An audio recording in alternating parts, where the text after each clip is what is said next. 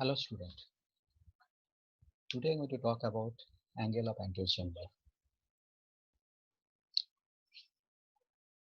In the lecture, we're going to talk about anterior chamber, angle of anterior chamber, development, aqueous outflow, importance of angle of anterior chamber and diagnostic modalities. So first we are coming to anterior chamber first, then we go to angle of anterior chamber. So this is the anterior chamber. You see that? So let's see. So antechamber is an angular space. So this is angular space over here. So that's why. And this space is formed anteriorly by the posterior surface of the cornea. So this space is definitely formed by some parts of the eye. So that is the posterior surface of the cornea. This is the cornea. So this is the posterior surface of the cornea in front of the antechamber. And the back side we have lens, we have iris, and we have ciliary body. So back surface of the posterior side of the anterior chamber is mainly formed by this three portion: iris, ciliary body, and lens. Okay. So the anterior chamber is 3 millimeter deep. So this the anterior chamber. So depth is around 3 millimeter, and the contents around 0.25 microliter. Sorry, of the aqueous film. Antechamber depth is shallower in the hyperometropic eye than the myopic eye. One more information they're telling over here. So what is that? They're telling that if the eye is hypermetropic, then the chamber is shallow, and if it is myopic, then the is deeper. So what is hypermetropic and what is myopic? At present, we are going to read in the next semester this one in the visual optics, but here you know that hypermetropic and plus power. So those who have plus power in the eye, they have a this length is shallower, small, and those who have minus power, myopic means minus power, so they have a deeper, maybe instead of 3 they have 4 millimeter. Okay. It is also shallower in children and the older people. So there is again any information they have given, that is that children, this is shallower, means size is smaller, and also older people. The chamber depth decreases by 0.01 millimeter per year of life. So every year there is a decrease in the, so that's why you can find out that the older age people, they're shallower in the antechamber depth. So with that, the chamber depth is slightly diminished during the accommodation, partly by increase of the lens curvature and partly for the translocation of the lens. So what is that telling over here? This is during accommodation. Accommodation means we have read already, that is during that when we look near object. So this lens that time come forward because they change the shape of the lens. This is the normal situation, relaxed condition, and this is the accommodative condition. So accommodation changes the thickness of the lens, the curvature increases the thickness. So this is come forward. So this depth decreases definitely by the size of the lens. And the chamber deepens by 0.06 millimeter of each diopter of myopia. As I said, that myopia they have deeper antechamber. So they said that 0.06 millimeter each diopter of myopia. So 0.06, if there is an increase in the depth, so that can leads to 1 diopter of minus power. So that is directly related. Coming to the structure of the anterior chamber, so what are the things that there in the anterior chamber? So let's see. We have sorbus line, we have tubercular measure, scleral spur, anterior most part of the ciliary body, and the root of the iris. So this is the anterior chamber, we know. This is the anterior chamber, the iris is here. So what are the things they say? They have sorbus line here. This is the sorbus line over here. This is, see, this line. Can you see the line over here? So sorbus. Then you have tubercular measure. This is the sieve-like structure, tubercular measure. Then you have scleral spur over here. This is the ridge or scleral spur. This one is the scleral spur, and the anterior parts are the most anterior part of the ciliary body. This is most anterior part of the ciliary body over here, and the root of the iris opposite this one, the iris where the comes from, that root is the root of the iris is there. So this is the structure of the anterior chamber. So coming to the development part, so by the 7th week, the angle is occupied by the mesenchymal cells and from the neural crest cells to develop the tubercle mesoid. So tubercle mesoid generated in the 7th week of the gestation period and is coming from the mesenchymal cells for the neural crest from the neural crest cells to develop the tubercle mesoid. In posterior aspect, the iris is formed for advancing bilayer optic cup. So the posterior things is the iris formed from the optic cup only. The corneal endothelium meets derivative of iris at the 15th week to the demarcate the angle. So angle is formed around 15th week of the gestation period. The angle deepening continues after the birth. So changes in that because we have read just now for the child, the depth of the antechamber is shallower than the adult. So that's why telling that angle deepening continues even after the birth. Coming to the Sobel's line.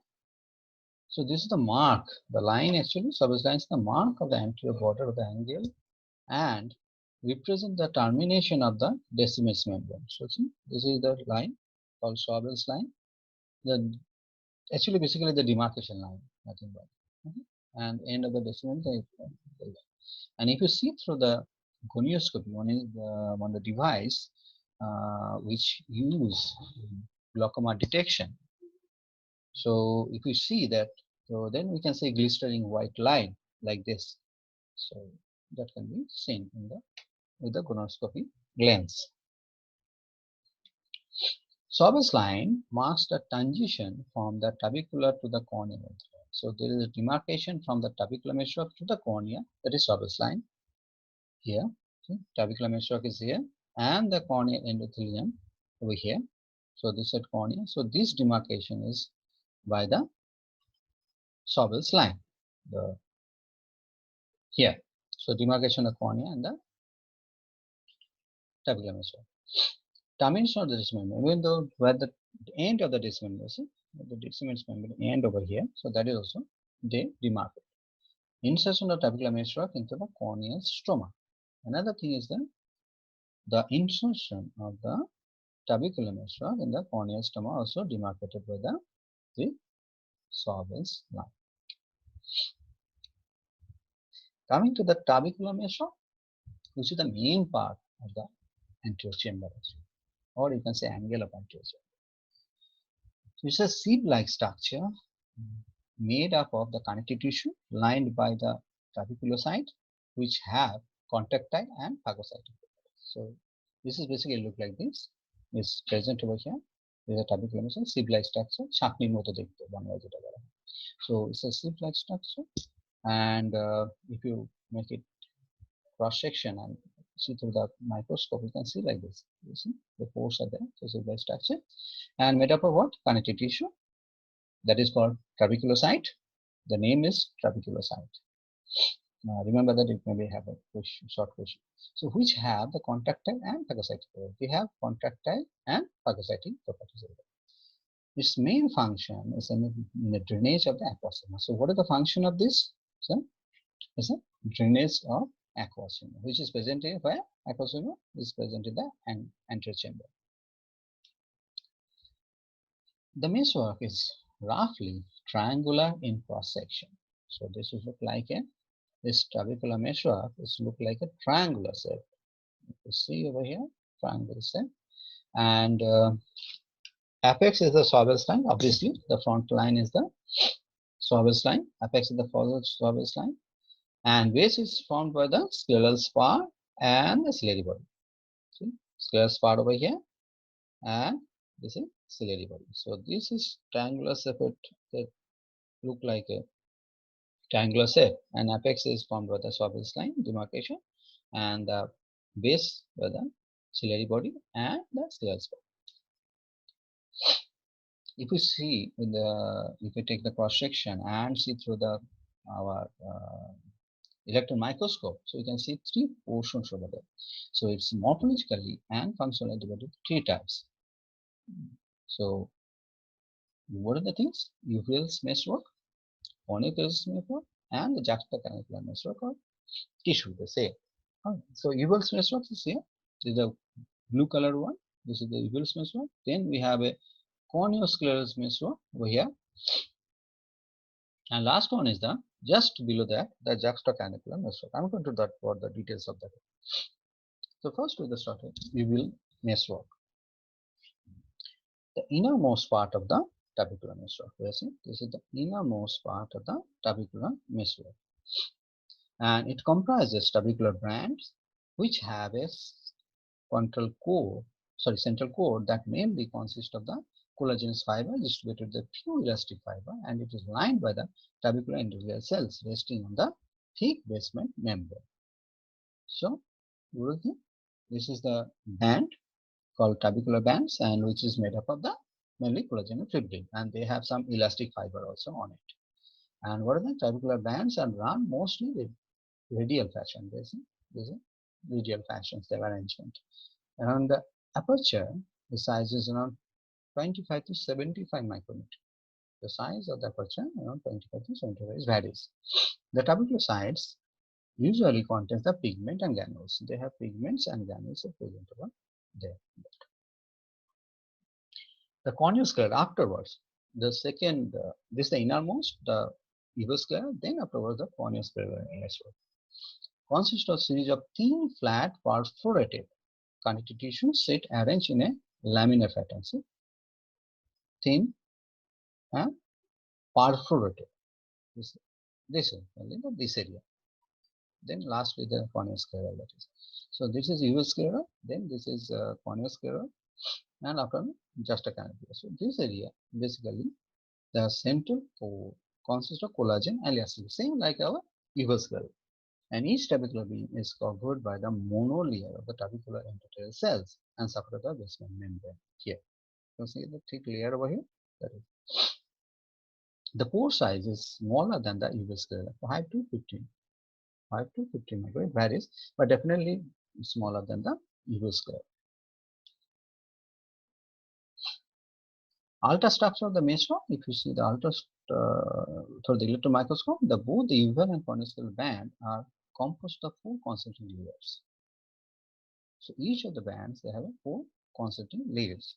So inner connective tissue core is composed of the collagen fibers and with 64 nanometer periodicity. And the central core contains the collagen type 1, type 2 elastin. So what are the fibers are present over there? Type 1 and type 3 elastin, and elastin also present over there. Elastic fibers are arranged in a spiraling pattern with the periodicity of the 100 mm. Coming to the juxtacanacular meshwork, the last one, so also known as a calibriform meshwork, the outmost part of the tubercular meshwork. So outmost, the outer layer, you can say. It consists of the loose network of fine fibrils, elastic-like fibers, and elongated fibrillars, live cells, and ground substances full of glycosaminoglycans and glycoproteins. The space between the cells is 10 microns, even though smaller compared to uveal and corneal sclera. This is very small size. So I stopped over here, and next class I explain the other thing.